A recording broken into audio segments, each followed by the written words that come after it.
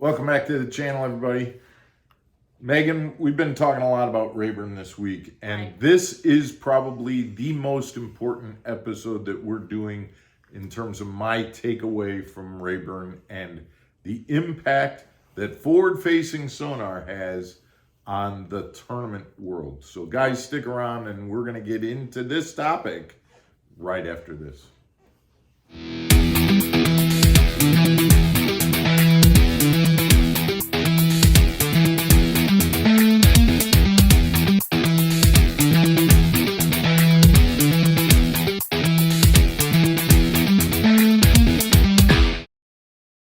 Welcome back to the channel, everybody. I'm Mark Fisher. I'm Megan Fuller. So, Megan, I want to give you some history, not just about Rayburn, but since the tournament season started about 3 weeks ago. Okay.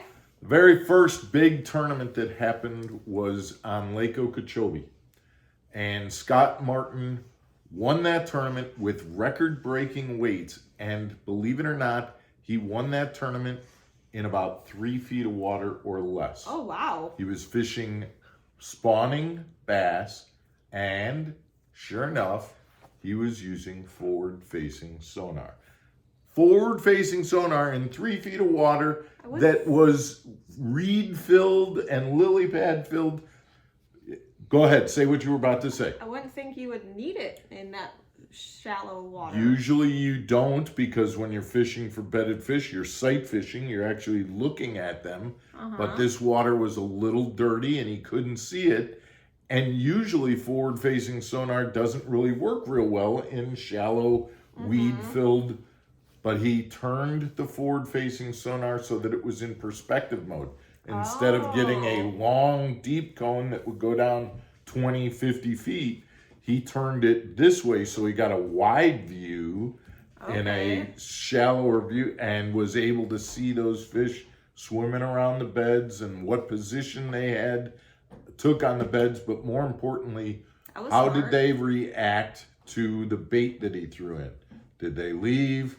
Did they nose down on it but not bite? When they nosed down on it, did he twitch it to get them to bite? And so he used that forward-facing sonar in that perspective mode in order to get a record-breaking 90 plus pounds fish in a 3-day tournament. Wow. To set all sorts of records in that first open, the EQ Open on Okeechobee. Yeah, now that I remember, I think I saw it on Google. I think it was like 98 pounds or something like that. Yeah. The very next week, the BPT went out to Toledo Bend, and they ended up catching fish that were in 50 feet of water, suspended in treetops, and it was dominated by forward-facing sonar. These are fish that very rarely would be even fished for. And if you were fishing for them, you would be typically doing things like finding a treetop that was coming out of the water that you knew was there and then fishing that. But these were trees that could be 10 feet under the water, going down another 40 feet, in 50 feet of water. You would be able to see them with forward-facing sonar. You'd see the blips of bass around, and they were throwing Damiki rigs and things like that and catching those fish. Go to Sam Rayburn now, our tournament, and it is, again, a forward-facing sonar tournament. You remember when I talked about going down the drain and looking for fish?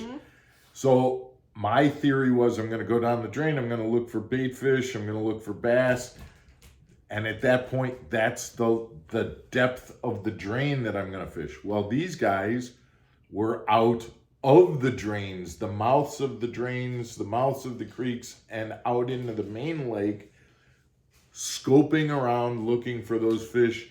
So here I am in the drain, finding out where they are in the drain, and they're looking at the fish that are still outside of the drain, and it might have been there, but more towards the mouth, and getting those fish before they ever started really getting into the drain. Mark, let me interrupt you for a second. Just a reminder, please subscribe to our channel. And also, if you like our content, push the like button and don't forget to leave a comment. Thanks. So here's an interesting stat. I fished Sam Rayburn 5 times, 4 times before this event. I went back and looked. Every tournament for the last 4 events before this one, it took 12 pounds, maybe 12 and a half, but most of them were 12 pounds a day to cash a check.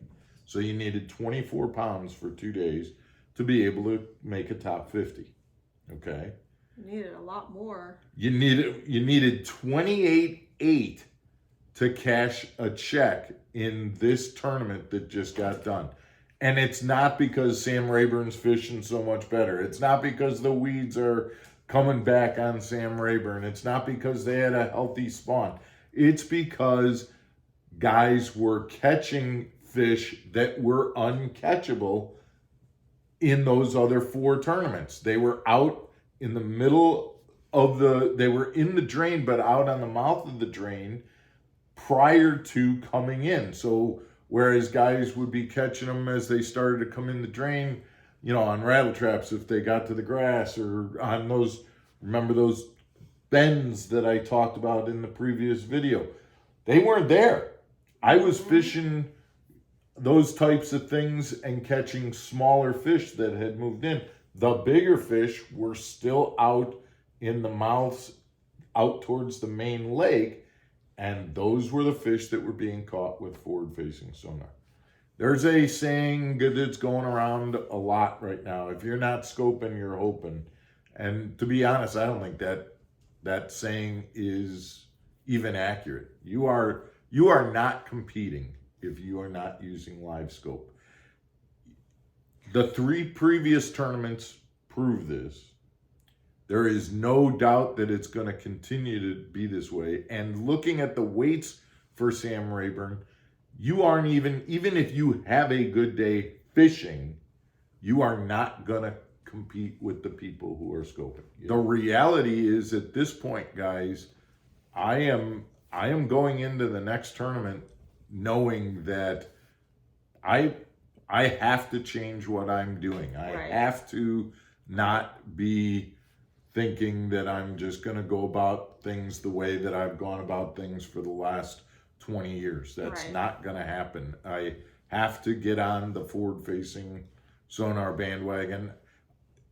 My roommates this week did not make a cast unless they saw a fish that they were going to fish for. And that is not, I'm not saying that I didn't, oh, there's one, I'm going to cast for that, but I was making casts traditionally like, hey, I'm going to fish this weed flat, or I'm going to fish this you know, channel break or something like that.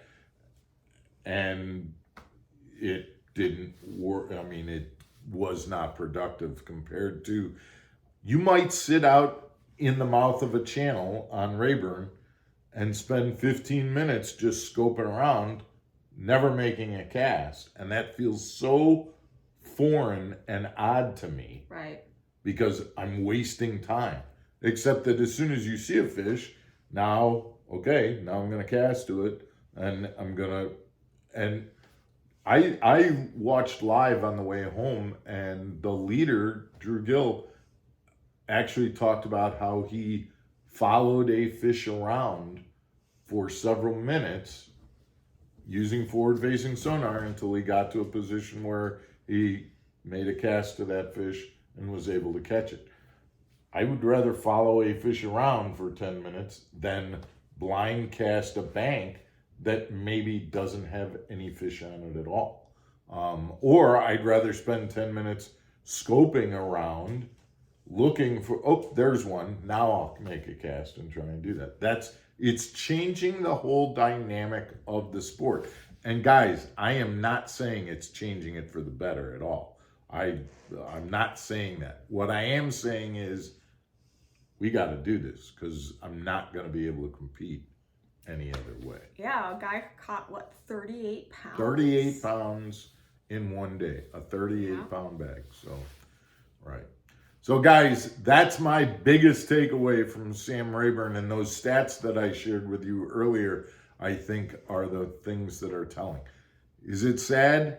Personally, I think it's terrible, but it is what it is, and I can sit and complain about it and keep getting my butt handed to me, or I can do something different and see if I can't get on this bandwagon and try and make it work. So that's my answer to it. Please, I know there's going to be comments about today's episode, so send us your comments, and we'd love to hear from you about this. And we'll be back tomorrow with another episode of Mark Fisher Outdoors. Take care, everybody.